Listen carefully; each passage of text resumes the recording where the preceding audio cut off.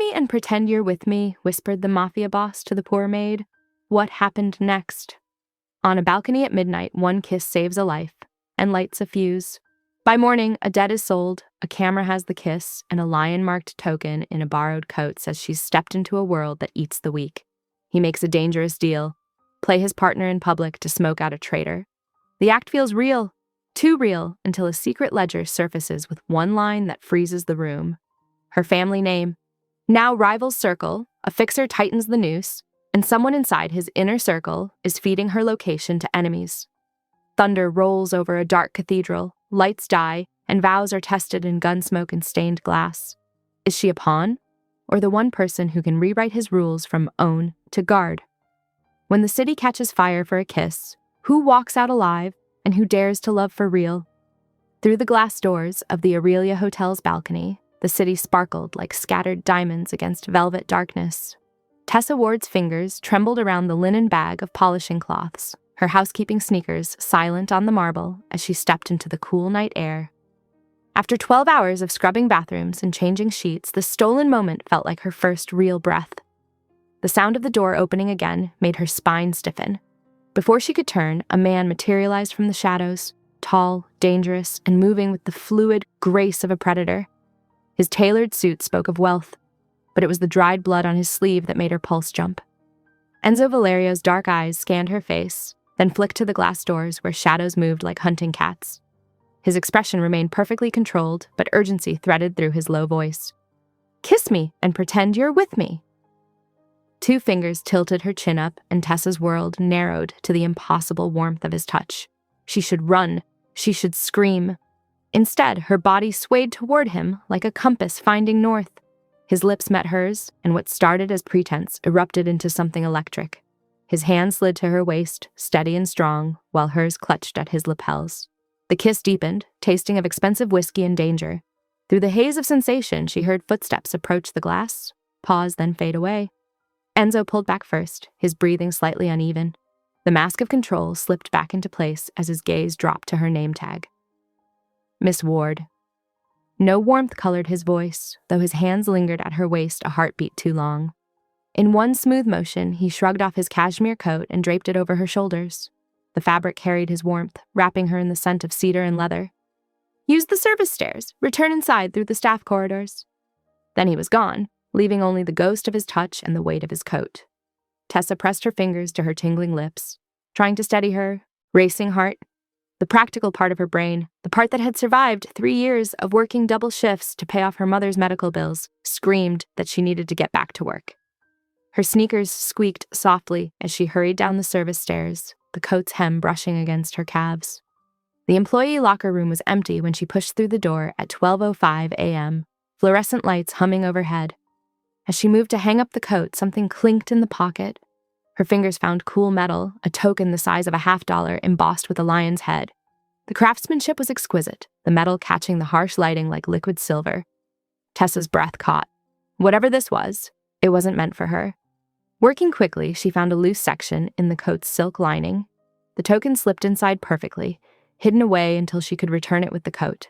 She hung the garment in her locker, trying not to think about the way Enzo's hands had felt on her waist or how his kiss had tasted of whiskey and secrets. The night crew would be waiting for her to help with cleanup. She had floors to mop, trash to collect, and 1,000 other tasks that required her attention. But as she closed her locker, her fingers lingered on the coat's soft fabric. Outside in the hallway, the hotel's night manager's voice echoed, accompanied by the click of expensive shoes. Tessa quickly smoothed her uniform and grabbed her cleaning supplies. She had a job to finish, bills to pay, and no time for dangerous men with blood on their cuffs, no matter how earth-shattering their kisses might be. The locker room door swung shut behind her, leaving the coat and its hidden token in darkness. Through the walls, the distant sound of music from the gala filtered down, a reminder of the glittering world above where men like Enzo Valerio moved through shadows and secrets. In the harsh fluorescent light, Tessa straightened her spine and tightened her ponytail. She was good at what she did, keeping her head down, staying invisible, surviving. One stolen kiss on a moonlit balcony wouldn't change that. She had 6 more hours left in her shift, and the marble floors of the Aurelia Hotel wouldn't polish themselves.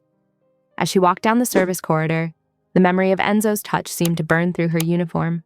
The practical voice in her head reminded her that men like him were dangerous, the kind of danger that left blood on expensive shirts and required escape kisses on balconies. But another voice, one she thought she'd silenced long ago, whispered of the way he'd looked at her in that final moment, like he was memorizing her face. Her sneakers squeaked against the freshly mopped floor as she pushed her cleaning cart toward the service elevator. Tomorrow, she would find a way to return his coat. Tomorrow, she would forget the way his lips felt against hers. Tomorrow, she would go back to being invisible. But for now, in the quiet midnight hours of the Aurelia Hotel, Tessa allowed herself one last moment to remember how it felt to be seen, really seen, by eyes that held secrets darker than the night sky above the balcony where everything had changed. The streetlights cast weak halos through the drizzle as Tessa hurried home at 1:10 a.m., her fingers tight around the folded cashmere coat. Every shadow made her jump, every passing car a potential threat. The coat felt heavier than it should, weighted with questions she couldn't answer. Her building security light flickered as she climbed the crumbling steps to her third-floor walk-up.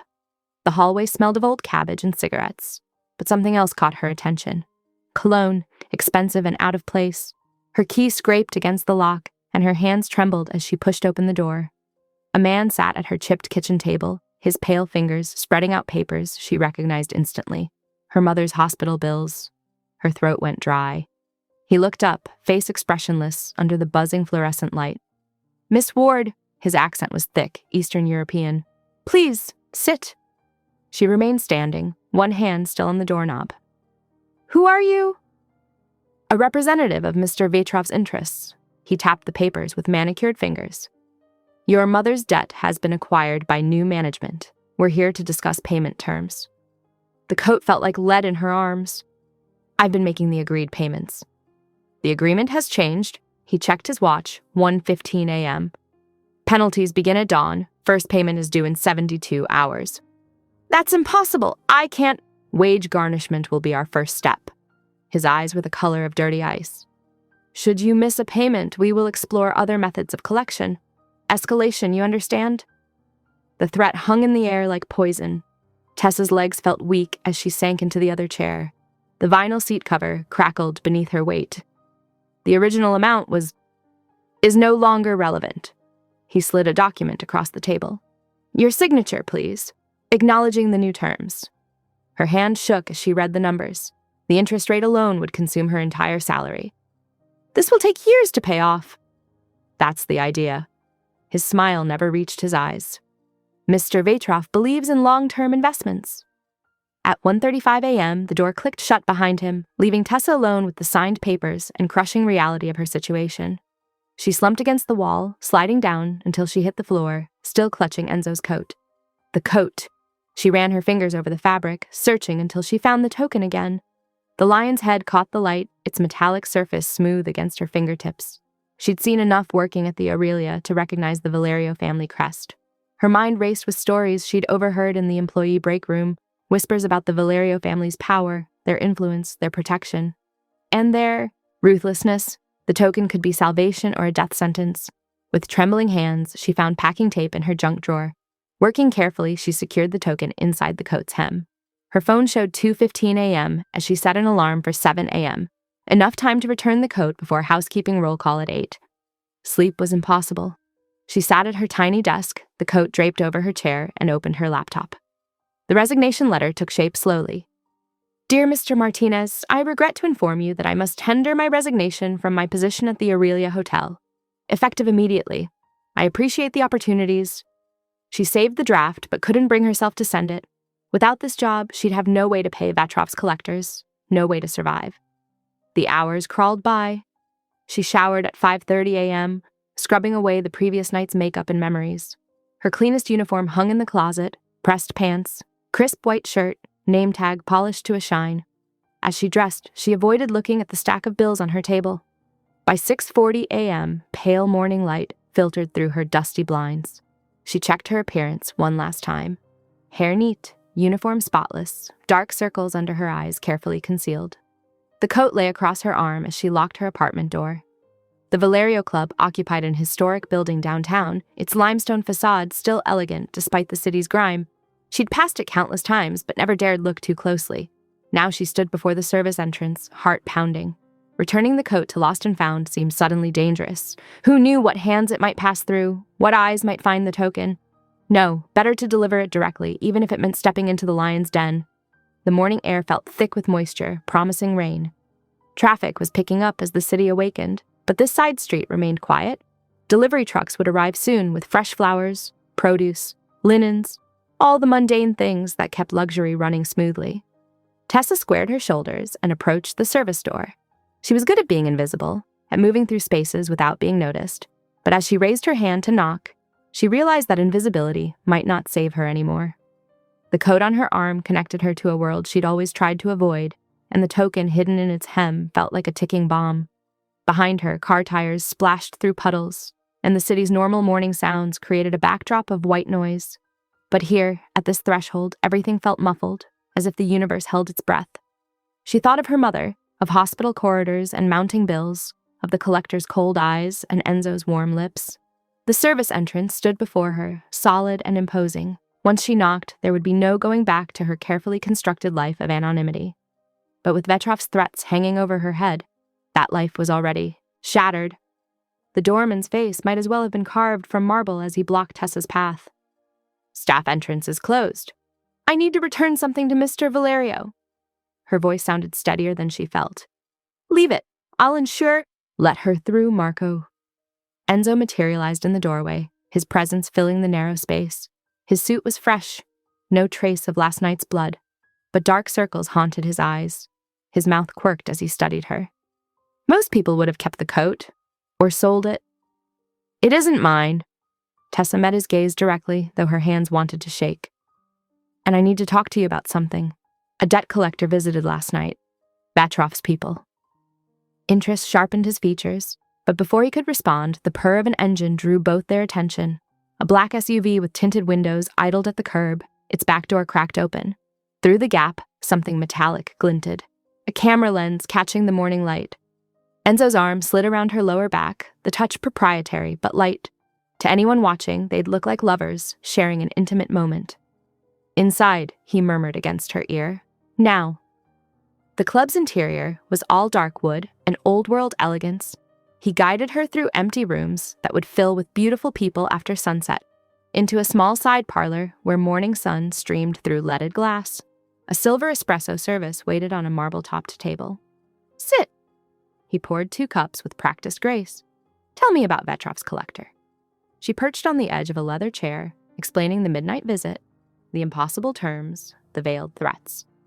Enzo listened without interruption, his expression growing more contemplative with each detail. "I can solve this problem." He set his cup down with a quiet clink. "I'll buy out your debt today. In exchange, I need you to be seen with me at certain events over the next few weeks." "What?" The espresso turned bitter on her tongue. "Someone in my organization is feeding information to my enemies. I need to smoke them out. Our kiss on the balcony was photographed. We can use that. Make it look like the start of something, not a desperate moment." "You want me to pretend to be your—" She couldn't finish the sentence.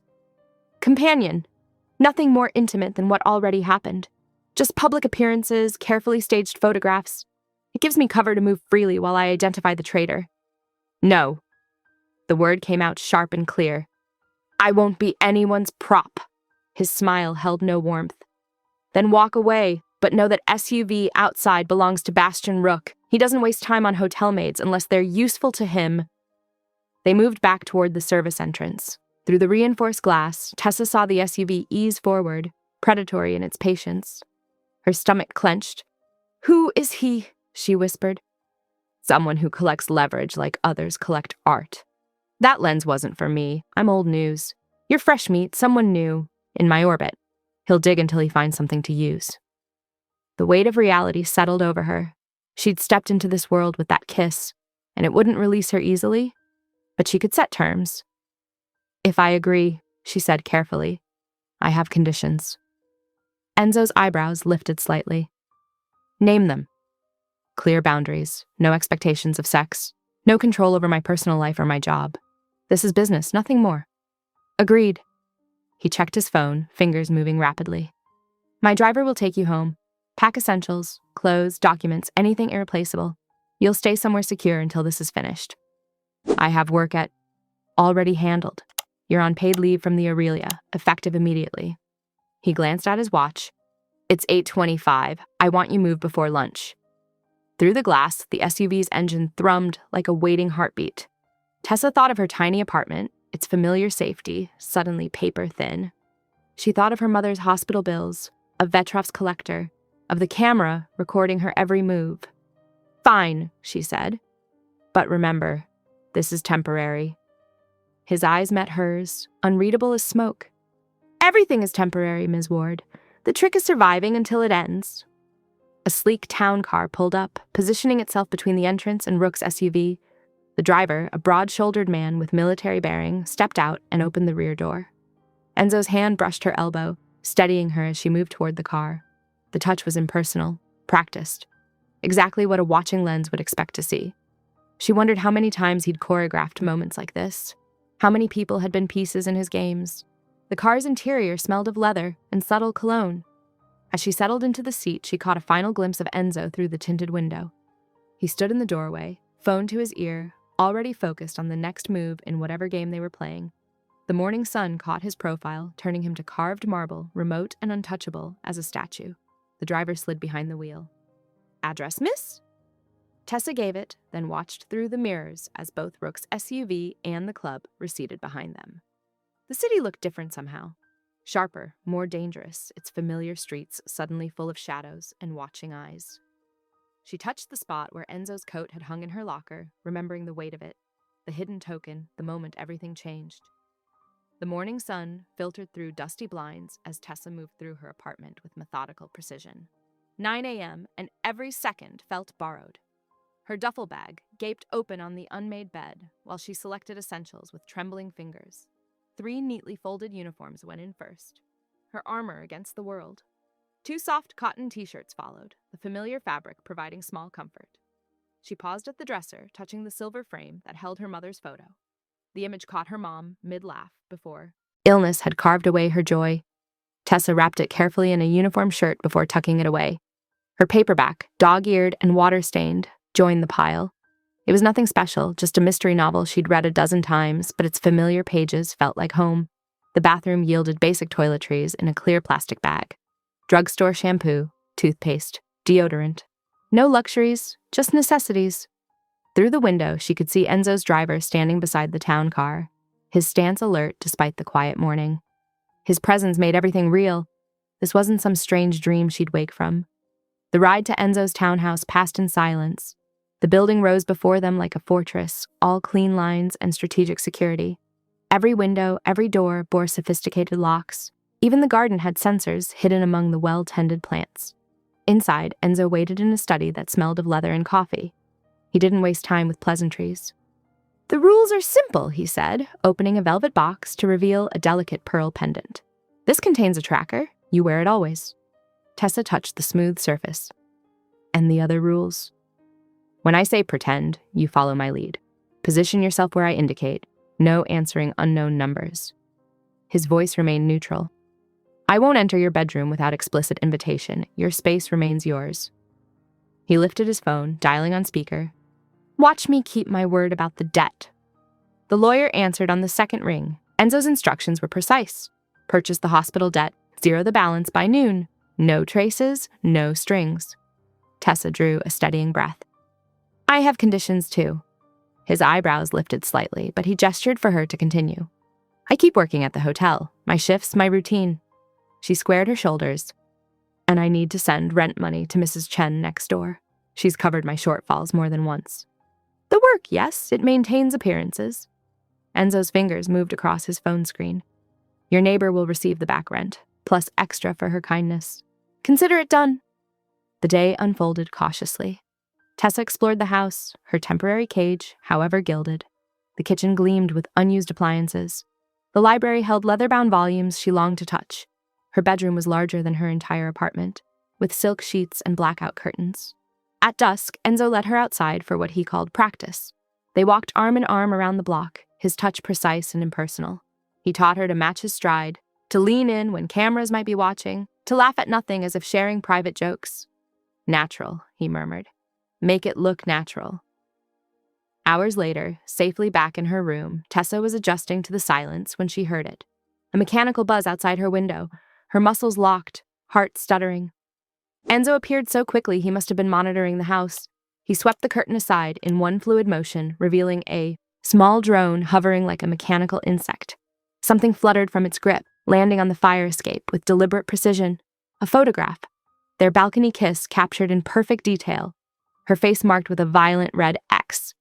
Enzo's voice turned to ice as he spoke rapid code into his phone, ordering security sweeps.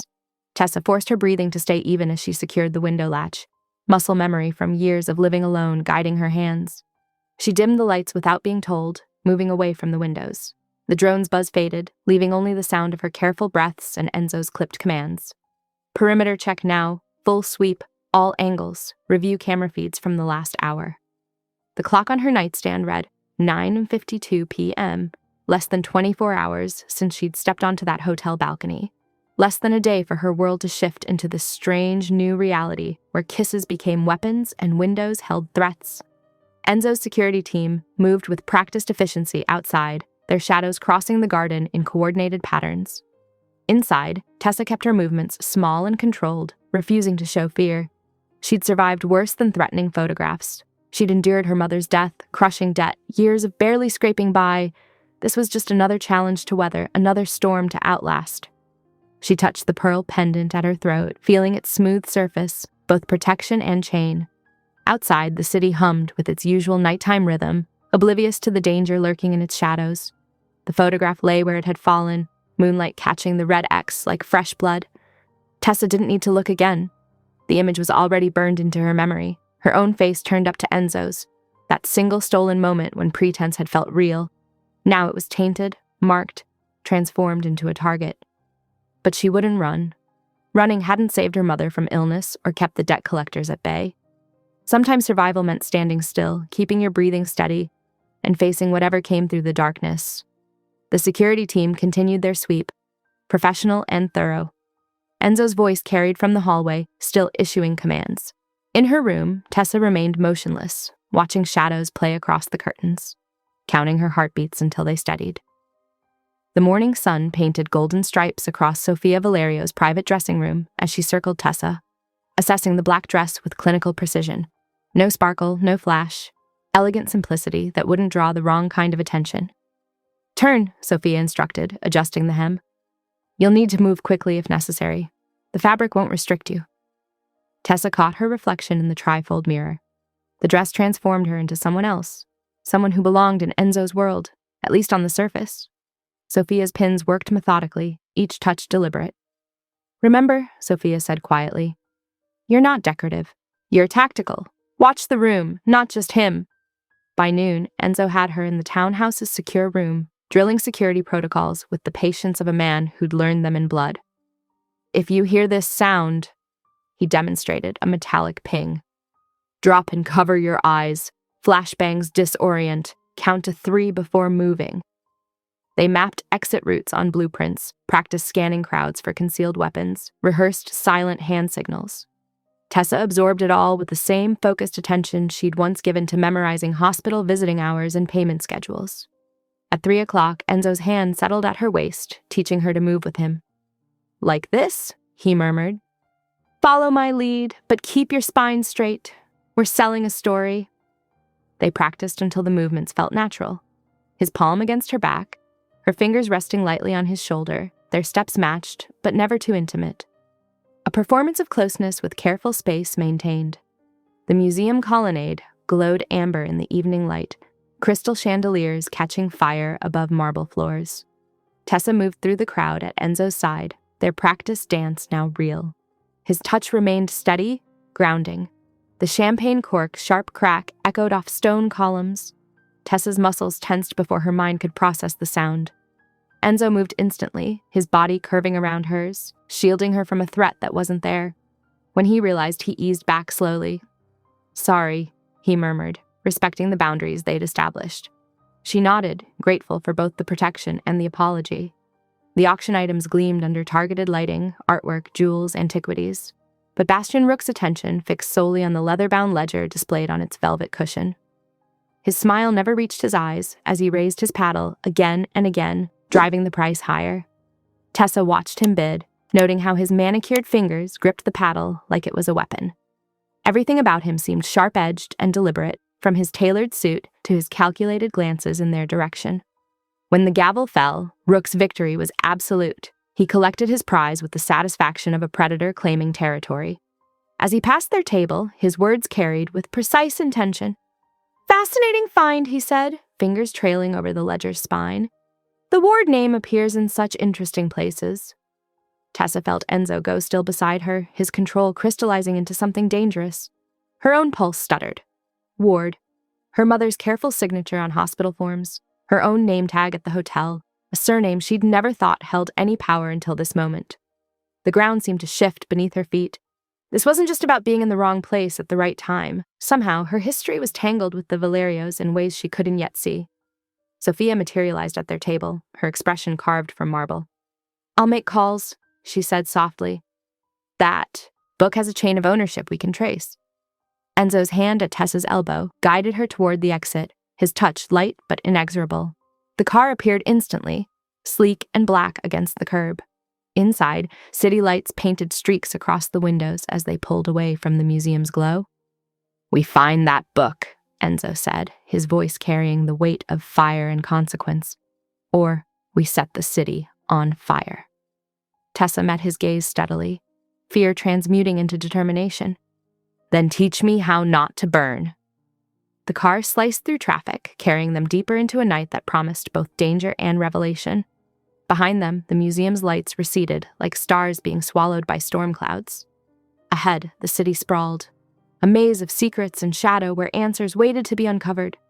Each streetlight that flashed past illuminated the new reality of Tessa's world, one where ledgers held power, where names could be weapons, where the past she thought she knew might hold mysteries she never suspected. The black dress Sophia had chosen felt like armor now, the pearl tracker at her throat a tether to protection. Enzo sat beside her, his profile sharp against the passing lights, radiating contained violence and focused purpose. His world had collided with hers for a reason, not just a chance encounter on a moonlit balcony, but something written in his father's hand, bound in leather, and now clutched in the manicured fingers of a man who collected secrets like others collected art. The city rolled past, a glittering landscape of possibility and threat. Somewhere in its maze of streets, a leather-bound book held answers about who she was, who she had always been without knowing. The ward name, written in Valerio ink, waiting to be uncovered. The training room's overhead lights cast sharp shadows across the padded floor.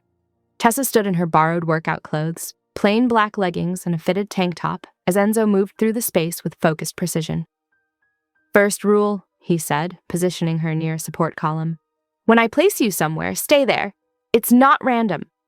He demonstrated sightlines, showing how his body could block multiple angles of approach.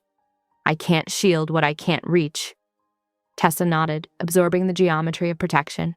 Her hotel training had taught her to be invisible. This was about being deliberately seen, but safely. "Second rule." He held up his phone. "Unknown numbers are traps. Hand them to me, no matter the time." His expression hardened. "Rook's people are skilled at voice manipulation. They'll sound like anyone you trust." The third rule came with a practical demonstration. Enzo guided her through various rooms, making her identify exits before sitting. "Windows count," he added. "Height matters less than escape route in an emergency." For the next hour, they worked on defensive moves. Enzo showed her how to twist her body when grabbed, using an attacker's momentum against them. "Pivot on your heels," he instructed, demonstrating the fluid motion. "Turn their grip into empty air." Tessa practiced until her muscles remembered the movement. Each time Enzo reached for her arm, she spun away with increasing confidence. The physical exercise helped quiet her mind, pushing aside thoughts of ledgers and threats for the mechanical precision of movement. "Good," he said, after she executed a particularly clean escape. "Now for the public side." He adjusted her posture, chin lifted. "Confidence in photos makes you look less like a target. Predators chase prey that appears weak." At 10 o'clock, they moved to dance instruction. The training room's mirror reflected their careful positioning as Enzo placed his hand at her spine, touch professional and distant. "Events require movement," he explained. "We need to look natural without words." He guided her through basic steps, teaching her to read subtle pressure cues that would indicate direction changes.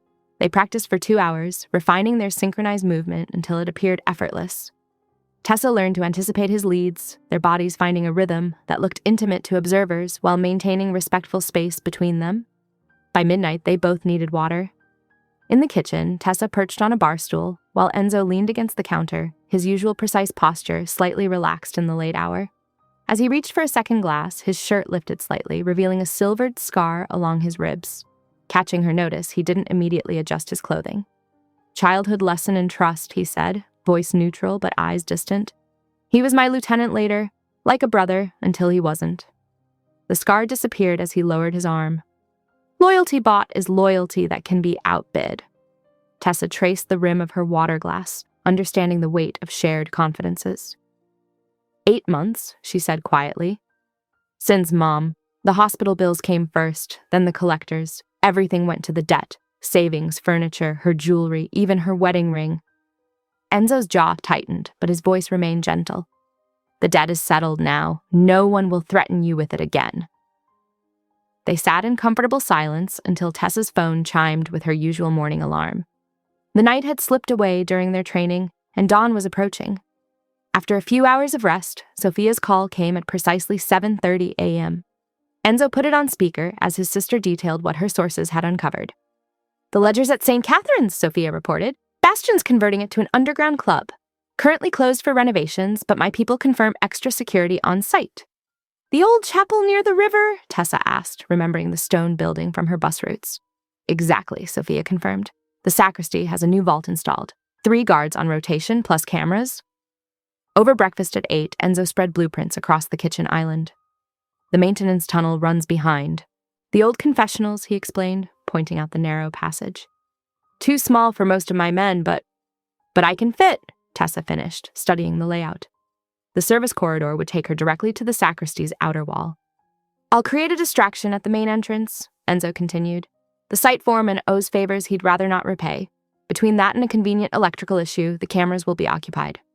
They refined the timing over coffee and protein bars. Tessa memorized the tunnel route, while Enzo detailed guard rotations and camera blind spots. At 9, they prepared to leave separately, her in a nondescript sedan, him in his usual black car. 40 minutes, he confirmed, checking his watch. Side gate, north end of the property. Tessa nodded, adjusting the pearl tracker at her throat. The weight of it felt reassuring now, rather than restrictive. "Clear mind," Enzo reminded her, his hand briefly touching her shoulder. "Focus on the objective, nothing else." She took a steady breath, centered herself, and headed for her car. Through the rearview mirror, she watched Enzo's vehicle turn in the opposite direction, their paths diverging now to converge again where stone walls held secrets in leather bindings. The morning traffic flowed around her as she drove, her hands steady on the wheel. The city looked different now, not just a maze of streets and obligations, but a chessboard where every move mattered. She checked her mirrors, identified alternate routes, kept her exits clear, all the lessons of the night now integrated into instinct. The stone was cool against Tessa's palms as she eased through the chapel's maintenance hatch at 9:50 a.m. Decades of dust coated the narrow passage, and she regulated her breathing, keeping her chest from brushing the low, wooden joists above. Through gaps in the ancient walls, Enzo's voice carried with practiced authority. "The Gothic elements are particularly impressive, Edie," he was saying, footsteps moving away from the sacristy. "Your preservation work shows real vision." The foreman's eager response faded as Tessa inched forward on her elbows. The tunnel smelled of old incense and crumbling mortar, with threads of morning light seeping through cracks in the masonry. Her knees found worn grooves in the stone, evidence of long-ago priests using this same hidden route. The sacristy's outer wall appeared ahead, and she paused, counting heartbeats until Enzo's next conversational cue. "The flying buttresses must have required special permits," he projected clearly, drawing attention to the opposite end of the chapel. Tessa slipped through a gap where the old stones had shifted, emerging behind a heavy velvet curtain. The modern vault looked obscene against the sacred walls, its brushed steel face glowing under emergency lights. The lock yielded to the code Sophia's sources had provided.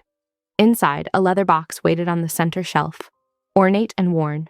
Her fingers trembled as she lifted the lid, but the interior was empty. Almost. There, wedged in the back hinge, a single torn page remained. She carefully worked it free and tucked it into her bodice, the paper crackling against her skin. The vault closed with a soft click as she reversed her path, timing each movement to Enzo's performance above. "Your dedication to historical accuracy is commendable," he was saying as she reached the maintenance hatch. "The Familia would be honored to contribute to your preservation fund." Tessa emerged into weak sunlight, brushing dust from her clothes behind a weathered tombstone. At precisely 10:20 a.m., she slid into the waiting car's back seat as Enzo wrapped up his tour with practiced charm. Minutes later, he joined her, and she withdrew the creased page with trembling fingers. His father's elegant script filled the paper. Ward, life for life. The entry detailed how Tessa's mother had once saved the former Dawn, performing emergency care after an ambush when she was a young trauma nurse. In exchange for this debt of life, Enzo read aloud, his voice tight.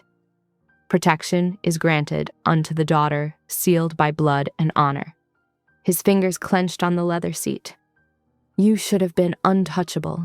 The hospital debt should never have reached collectors." Tessa stared at her mother's name. "She never told me." "She honored Omerta, our code of silence." Enzo's face transformed through multiple emotions. Anger at the system's failure, fierce protectiveness, and something deeper, like reverence. But the promise remains binding. He called Sophia immediately, who promised to verify the handwriting. The car wound through city streets as Tessa processed this new reality. Her mother had saved Dawn's life, and that single act had unknowingly shaped her own future. Sophia's confirmation came at 1 p.m. The signature and entry were genuine. Enzo spent the next hours in his office, voice cold as he issued orders through encrypted lines. The debt collector's boss would find every Familia-controlled pipeline suddenly closed. No loans, no contracts, no mercy. "Post someone on Mrs. Chen's building," he instructed, referring to Tessa's elderly neighbor. "Discreet protection, 1 week minimum, full sweep for surveillance." Tessa sat in the window seat, watching clouds gather as afternoon faded to evening. The revelation felt both foreign and familiar, like finding the missing piece of a puzzle she hadn't known she was solving. Her mother's silence took on new meaning. How many times had she worked late shifts at that hospital, tending to wounds that couldn't be explained, keeping secrets that weren't hers to tell? Rain started falling as night settled over the city, drumming against the townhouse windows. At 9:30 p.m., soft footsteps approached her bedroom door. The quiet clink of glass on wood, then Enzo's voice, gentle through the barrier between them. "That promise should have found you sooner. It finds you now." Tessa waited until his footsteps retreated before opening the door. The water glass sat on a silver tray, along with her mother's hospital badge, somehow retrieved from the belongings she'd been forced to surrender to collectors. Next to it lay a single white lily, its petals edged in burgundy. She lifted the badge, its familiar weight bringing tears she refused to shed. The plastic was scratched from years of wear, but her mother's smile remained clear in the photo. Had she known, in those final days, that her daughter would eventually find protection in the debt she'd earned? The lily's scent filled the room as Tessa closed the door, holding the badge close. Outside, rain painted silver streams down darkened windows. And somewhere in the city, Familia soldiers moved through shadows, extending a promise made years ago in blood and honor. Her reflection caught in the glass, stronger now, back straighter, chin lifted as Enzo had taught her. No longer prey, but something else entirely. A woman claimed by old oaths and new purpose, standing at the intersection of past debts and future obligations. The badge went under her pillow, cool metal against soft cotton. Above her head, security cameras swept the perimeter with silent vigilance. In the kitchen below, she could hear Enzo's quiet movements as he reviewed guard rotations and property reports. Protection had found her at last, wrapped in paper and promises, sealed with a father's signature and a son's determination to honor ancient debts. The rain continued falling, washing away the day's dust and discoveries, leaving only truth and obligation in its wake. Morning sun glinted off chrome and glass as Tessa settled into the passenger seat of Enzo's Mercedes at 9:15 a.m.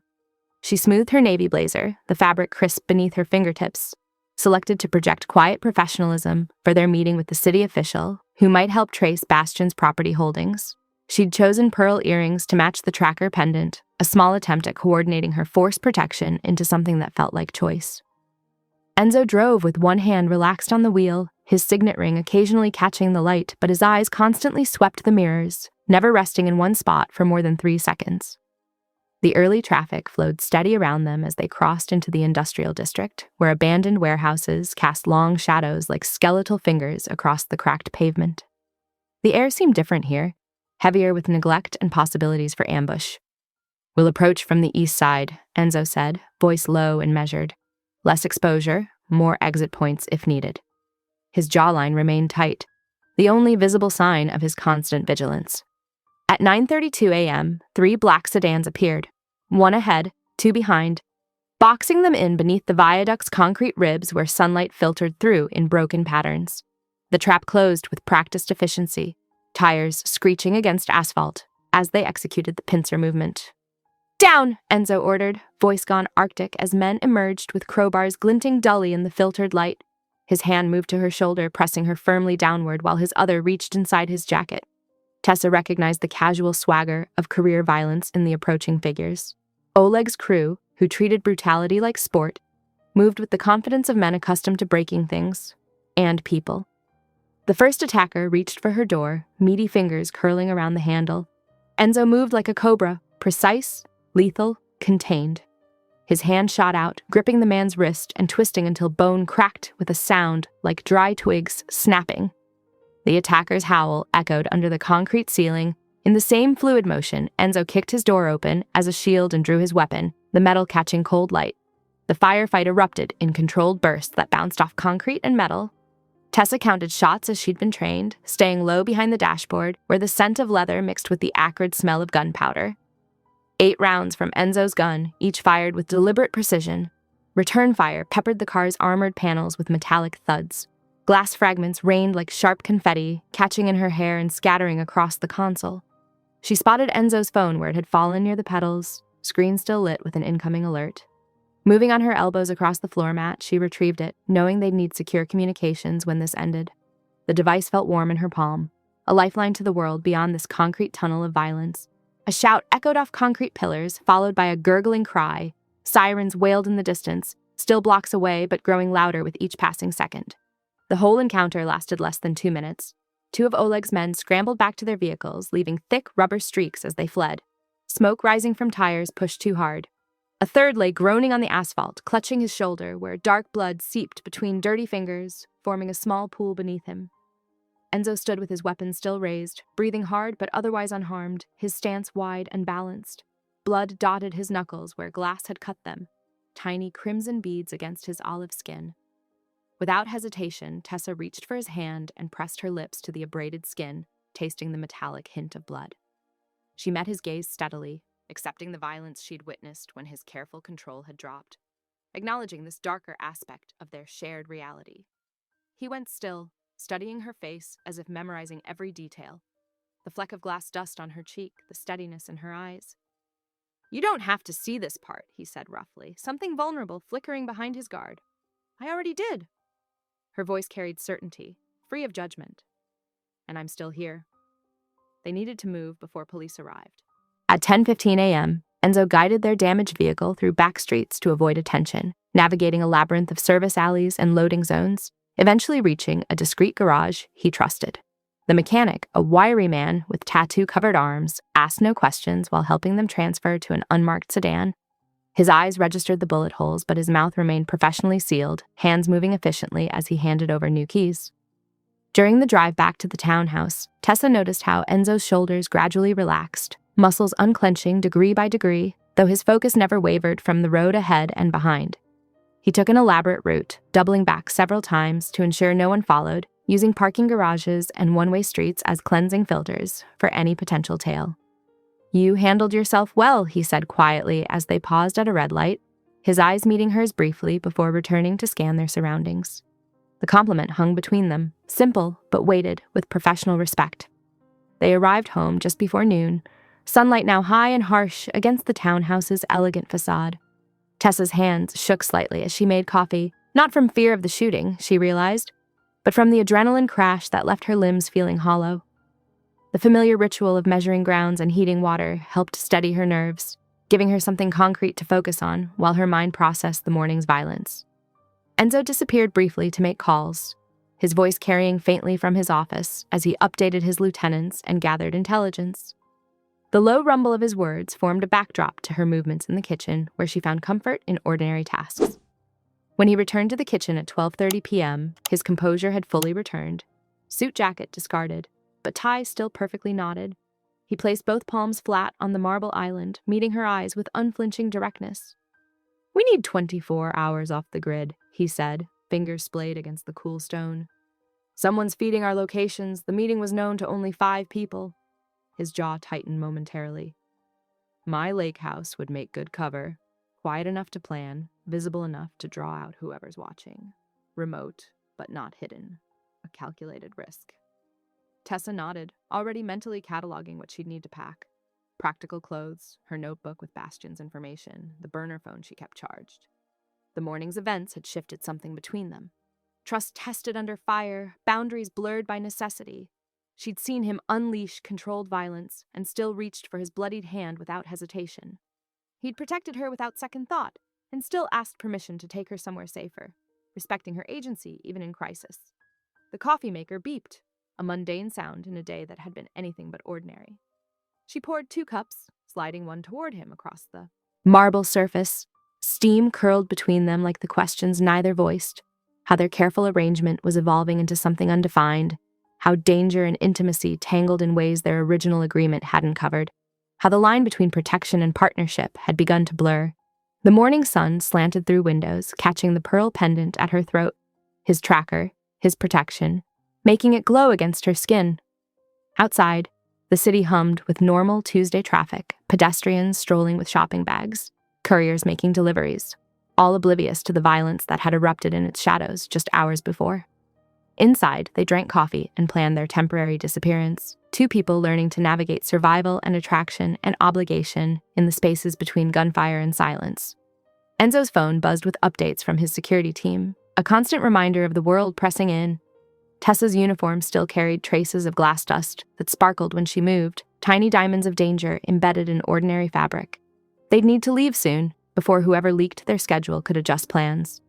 But for now, they allowed themselves this moment of quiet in the aftermath, coffee growing cool between their hands, sunlight warming marble countertops, the weight of unspoken things settling between them like morning mist on lake water. The sleek lake house emerged from between towering pines at 3:10 p.m., its glass walls reflecting the cloudy sky. Enzo's security team had already swept the perimeter, and groceries waited inside, delivered by his most trusted associate. Tessa noted the careful placement of cameras, the reinforced windows, the subtle tech woven through modern luxury. "The storm will hit within hours," Enzo said, unlocking the front door with his fingerprint. "We should be secure here." Inside, the space opened to cathedral ceilings and pale wood floors. Lake views dominated every room, the water steel gray under gathering clouds. Tessa ran her hand along smooth countertops while Enzo checked the security feeds one final time. By 5 p.m., rain drummed against the windows. Thunder rolled across the lake, keeping them indoors. In the kitchen, Tessa began unpacking ingredients for pasta, the familiar routine grounding her after the morning's violence. "Here, let me help," Enzo offered, reaching for an onion. His knife skills proved surprisingly poor for someone so lethal in other contexts. He managed uneven chunks instead of dice, tears gathering at the corners of his eyes from the fumes. Tessa couldn't help it. She laughed, the sound startling them both. "That's not how you... Here?" She stepped closer, adjusting his grip on the knife. "Like this." It was the first time she'd laughed since her mother died. The realization settled soft and warm in her chest. She showed him how to fold sauce into fresh pasta, their shoulders brushing as they worked. The kitchen filled with steam and herbs and something else. Anticipation, maybe, or possibility. After dishes were done, they settled on the couch facing the glass wall. Lightning split the sky in brilliant forks, illuminating the choppy lake surface. Neither spoke for a long while, watching nature's display. The space between them seemed to shrink with each thunderclap, proximity becoming its own kind of gravity. When Enzo's hand found hers, the touch felt inevitable, natural as breathing. She met his gaze, finding questions there instead of demands. Every shift closer came with pause, with space for her to set the pace. The pretense of their arrangement, the fake relationship, the public shows, dissolved like mist. Their first real kiss tasted of wine and thunder. His hand stayed gentle on her waist until she pulled him closer. They took their time, learning each other between flashes of lightning. Later, she fell asleep to rain on glass and the steady rhythm of Enzo's heartbeat under her ear. No nightmares chased her through the dark. Morning arrived in gentle stages. Birdsong at 7:20 a.m., sunlight painting patterns on the sheets, the lingering warmth of shared space. They made coffee in comfortable silence, padding barefoot through quiet rooms. "What happens after we get the ledger?" Tessa asked, curled in an armchair with her mug. Enzo considered, looking out at the lake. "That depends on what you want." She paused. "I want to stop pretending. Whatever this is becoming, I want it to be real." "It already is," he said softly. At 9:05 a.m., both their phones buzzed simultaneously. Tessa's stomach dropped as she opened the notification. The tabloid photos showed them on the deck the previous evening, his arm around her waist as they watched the storm roll in. The headline screamed, "Valerio's hidden bride," in lurid text. Enzo's expression hardened to granite. Someone in his inner circle was still feeding information, despite their careful protocols and misdirection. He called Sophia at 9:15 a.m., putting the phone on speaker. "I've already pulled access logs," Sophia said without preamble. "Meet me at the townhouse at noon. I have theories about our leak." They packed quickly, efficiently, leaving the lake house exactly as they'd found it. Enzo triple-checked the locks while Tessa swept for anything they might have missed. The drive back took them down winding back roads, avoiding main highways where cameras might track their route. They agreed to enter the townhouse through the service garage, keeping all shades drawn for the rest of the day. At 10 a.m., Enzo guided the car onto a narrow forest track, one hand steady on the wheel while the other held Tessa's. The morning sun filtered through leaves, dappling the hood with shifting patterns. Something had crystallized between them during their brief sanctuary at the lake, trust deeper than arrangement, connection stronger than convenience. The leaked photos couldn't touch that truth. They drove in comfortable silence, both processing how their careful bargain had evolved into something neither expected. Pretense had given way to protection, obligation transformed to choice. The city skyline rose before them, concrete and glass replacing pines. Tessa watched it grow larger, thinking of the night ahead. Drawn shades, security sweeps, Sophia's intel about the leak. But under that tension lay certainty, about Enzo, about herself, about what they'd become to each other between thunder and dawn. The morning traffic increased as they neared downtown, other cars cutting through the peace of their drive. Enzo's thumb traced absent patterns on her palm while he navigated, that small point of contact grounding them both. They'd started as strangers playing parts for cameras. Now they moved as partners, the pretense burned away by lightning and truth. Whatever waited at the townhouse, whatever Sophia had discovered about their leak, they would face it together. Sophia's heels clicked against hardwood as she paced the study, spreading surveillance photos across Enzo's desk. The wall clock read 12:05 p.m. Outside, rain drizzled against leaded windows, casting gray shadows across their faces. 2 people accessed the lake house delivery schedule, Sophia said, tapping a printed log. "I vetted Marco personally. The other login belongs to Rocco." Tessa watched Enzo's expression shift minutely at his lieutenant's name. She remembered the silvered scar he'd shown her, given by a childhood friend turned trusted advisor. "The timing fits," Sophia continued. Rocco had access to internal systems, knew your routines, could have easily passed information to Bastian or Oleg. She laid out more papers, bank transfers, phone records, location data. The pieces clicked together like tumblers in a lock. Rocco had been there through everything: the balcony kiss footage, the drone at the window, the ambush under the viaduct. He'd watched Enzo's movements for years, learning his patterns, waiting for the right moment to strike. At 12:40 p.m., Enzo made the call. His voice was winter cold as he summoned Rocco to the study. Tessa stood by the window, Sophia beside her, as footsteps approached. Rocco entered with an easy smile that didn't reach his eyes. "You wanted to see me?" "Sit." Enzo's tone left no room for argument. The conversation started quietly. Questions about schedules, about phone records, about certain coincidences. With each answer, Rocco's facade cracked further until truth spilled out like blood from a wound. "You're stuck in the past," Rocco spat.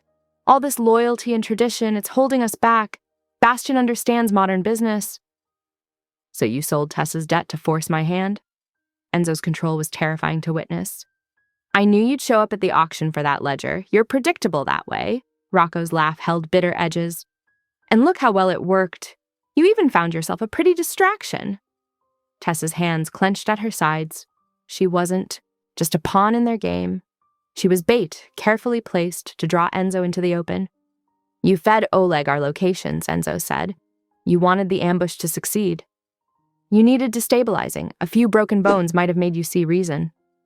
Rocco shrugged. The old ways are dying, brother. I'm just helping them along.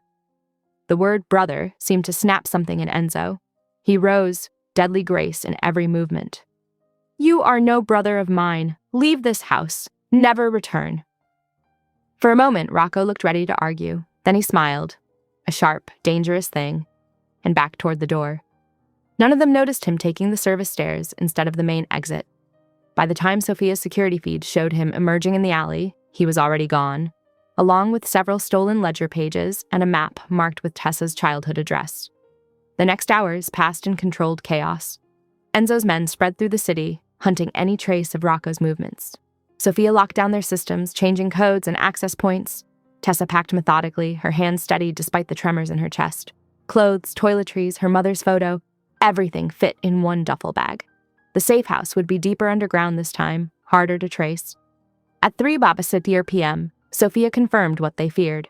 Rocco had vanished completely, taking vital information with him. His phone was dark, his accounts emptied, his usual haunts abandoned. He's been planning this, Sophia said, reviewing security footage. Probably for months. The debt collection, the auction, the attacks. It was all orchestrated.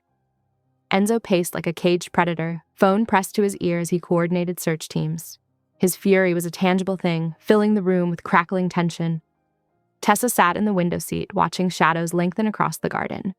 Everything had changed so quickly, from fake relationship to real connection to this new danger. Yet somehow she felt steadier than she had in months.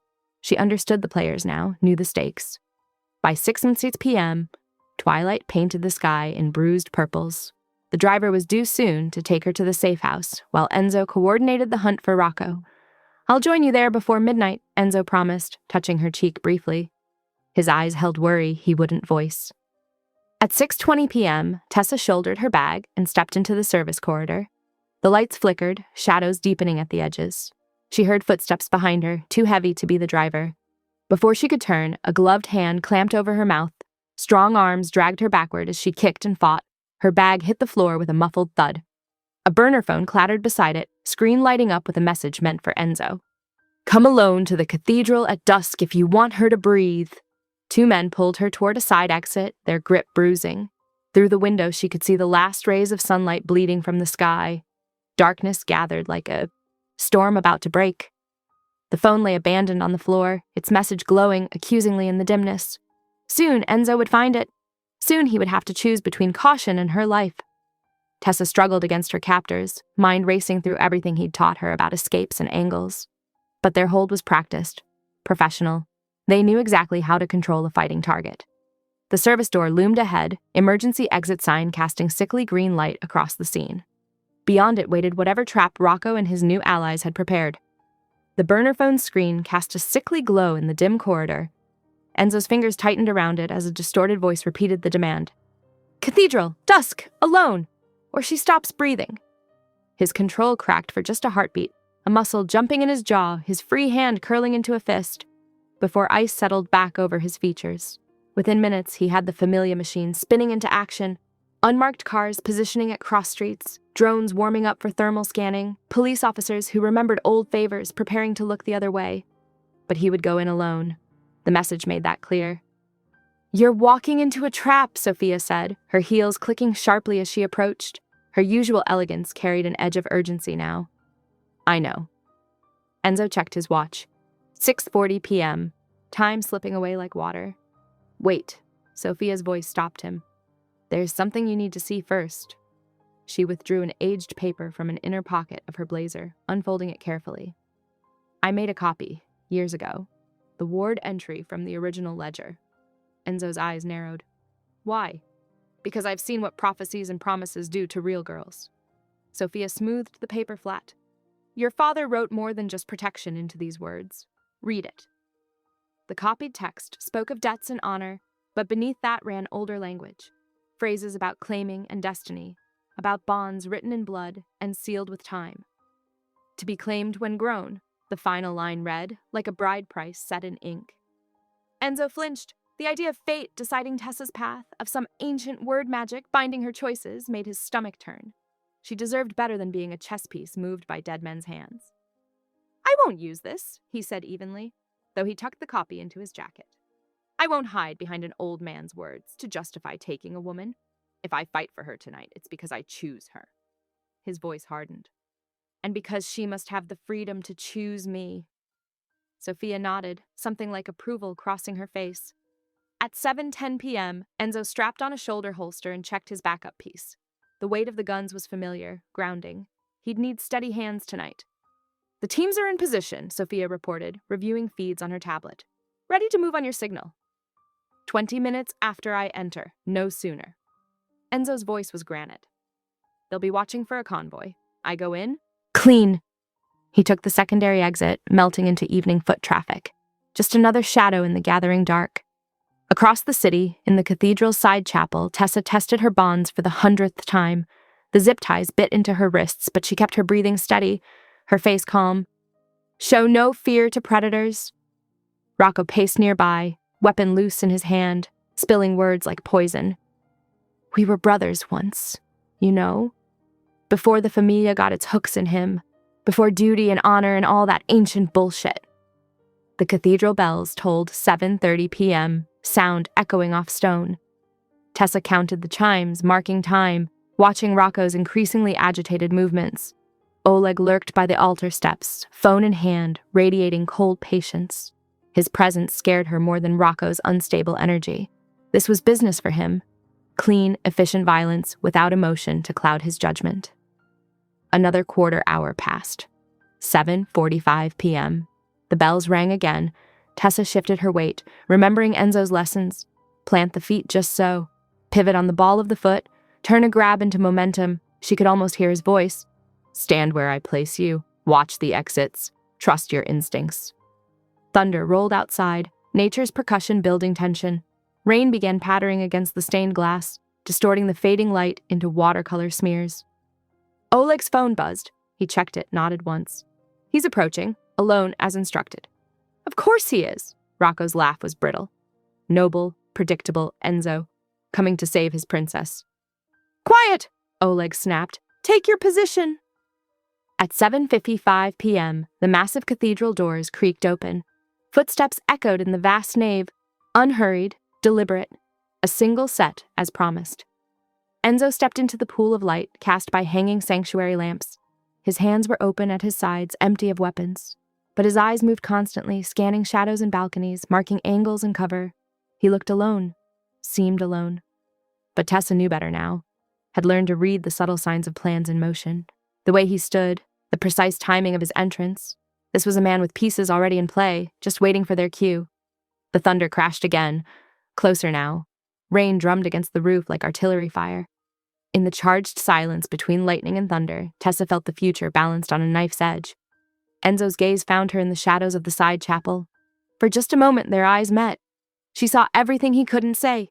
Caution, determination, barely leashed fury. And underneath it all, a tenderness that made her heart clench. The moment broke as Rocco stepped forward, gun raised. "Welcome to the reunion, brother."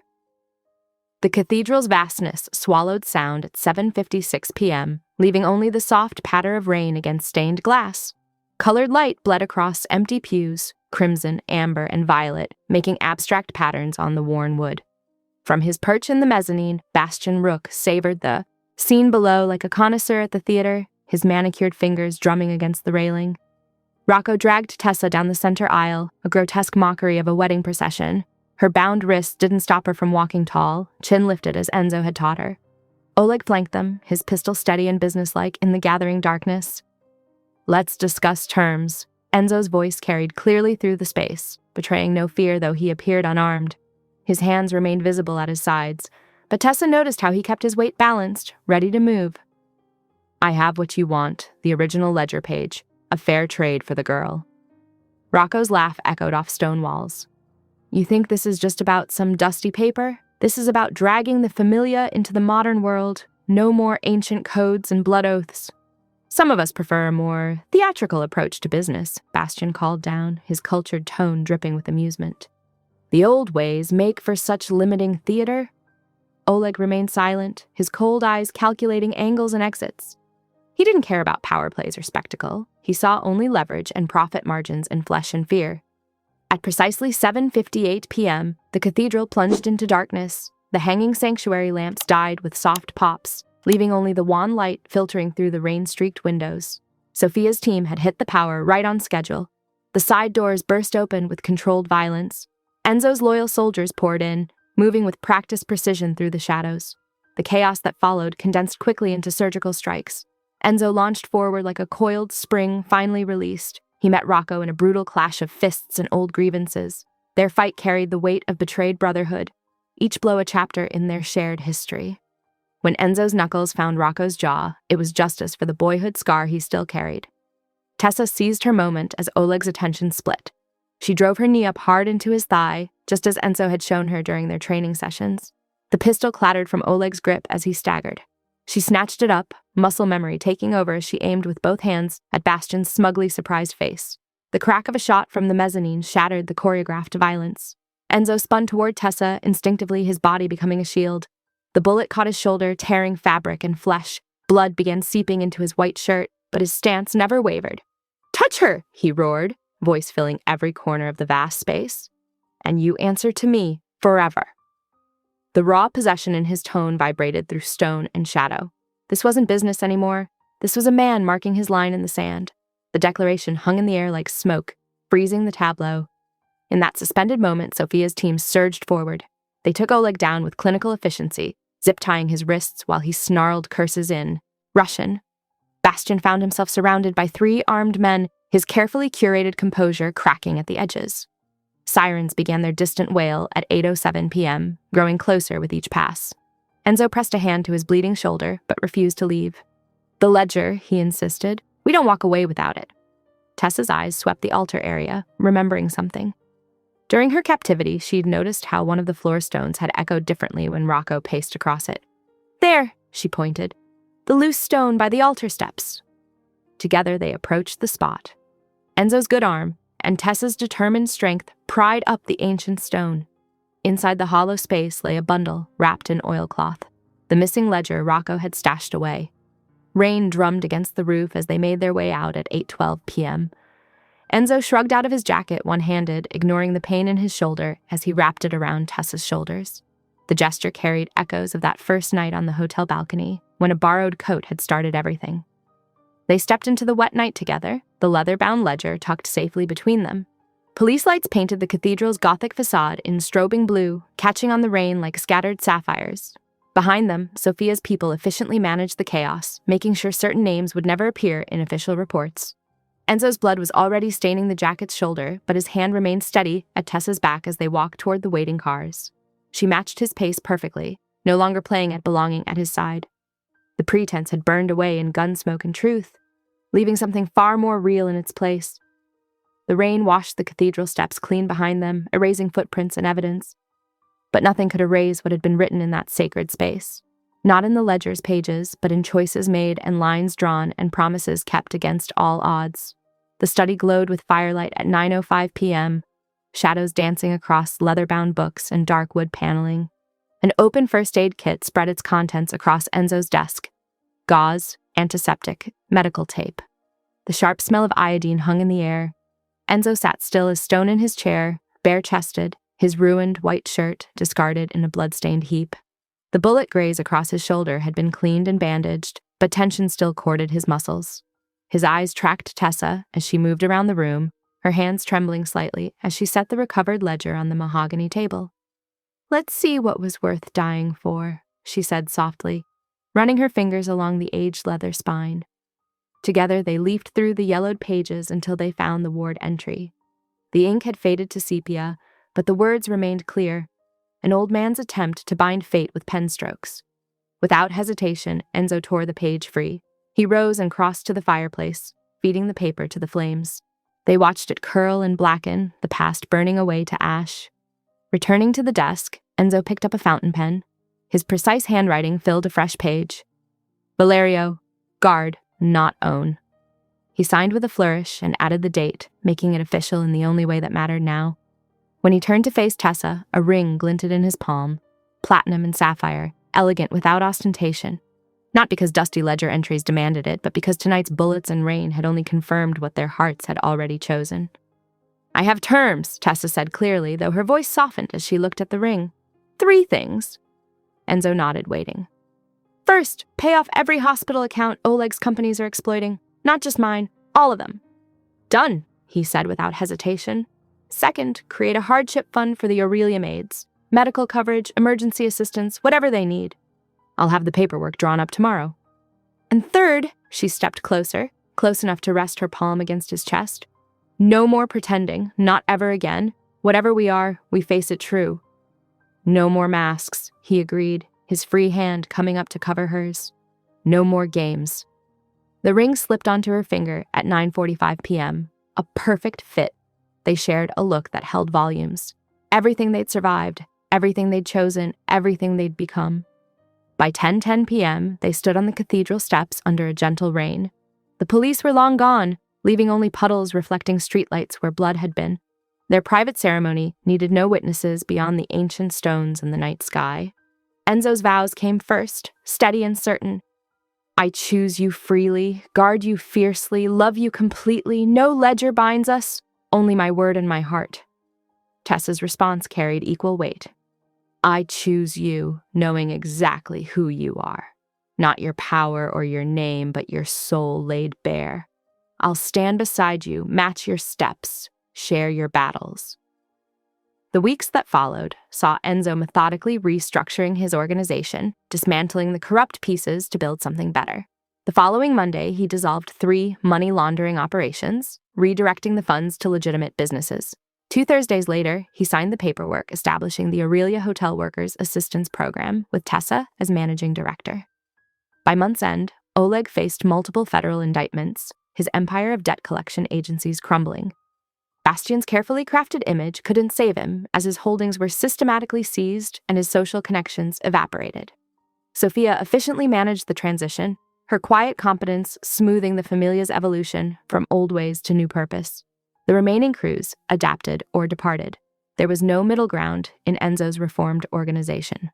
Months passed, bringing them to a Saturday evening at 6:30 p.m.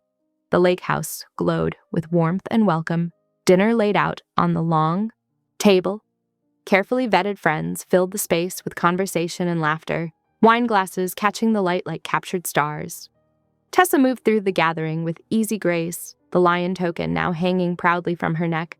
Not a mark of ownership, but a freely chosen symbol of belonging. The ledger stayed locked away, no longer a tool of prophecy, but simply a record of history, its power to bind reduced to memory. Enzo watched her from across the room, his heart full. When their eyes met, a smile passed between them that needed no words. His hand found its familiar place at the small of her back as they stepped onto the deck together. The sun was setting, painting the lake in sheets of gold. A cool breeze carried the scent of pine and water. Their guests' voices drifted out behind them, a comfortable backdrop to this quiet moment. They stood together, watching daylight burn down to dusk. The world remained dangerous. They had no illusions about that. But the danger was no longer for her. Whatever threats came, they would face them together, chosen and certain, no pretense between them. The last rays of sun caught Tessa's ring, sending blue fire dancing across the deck rails. She leaned into Enzo's side, and his arm tightened protectively around her waist, not possessive, but present. Always present, always choosing, always true,